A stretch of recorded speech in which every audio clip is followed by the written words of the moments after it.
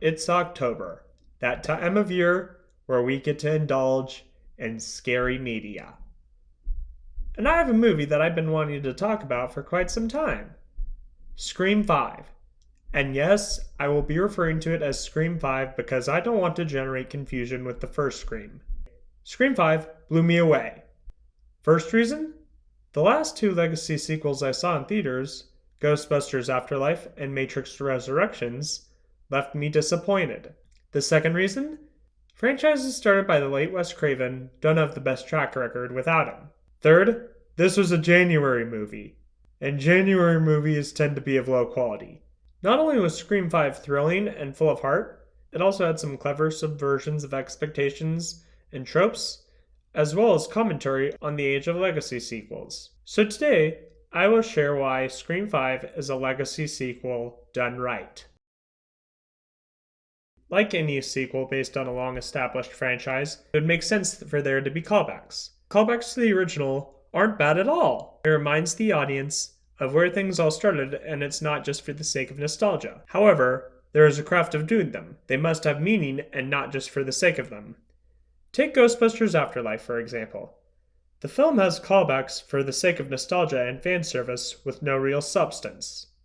Scream 5 had callbacks, but they had meaning and stood out on their own merits.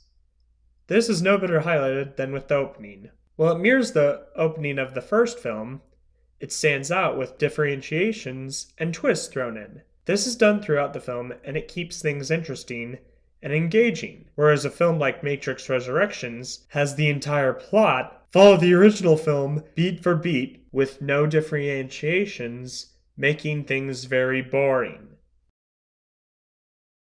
I used Matrix Resurrections as an example. I'm going to use it again. Matrix Resurrections went very meta and threw shade at the age of Legacy sequels. I wouldn't have a problem with this, except it's doing exactly what it's condemning and comes off as condescending. The first Scream was a critique of horror and movies, but also a celebration of horror and movies. Scream 5 is the same, only this time with Legacy sequels thrown in.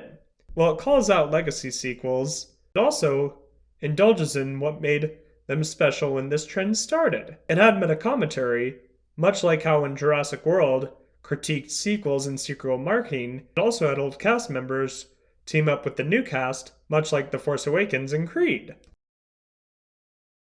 The most important thing about a Legacy sequel is to honor what came before. Scream 5 does a great job at this, by giving the Legacy characters a chance to shine, and the passing of the torch to the new generation was well done. Not to mention the tributes it had to Wes Craven were awesome. Just when I thought Legacy sequels were starting to run their course, Scream 5 came along and proved they have some fight left. As after Scream 5, we got some other great Legacy sequels this year. So if you want to do a great Legacy sequel, take notes from Scream 5. Thank you so much for watching. Like this video if you really enjoyed it, share, and subscribe.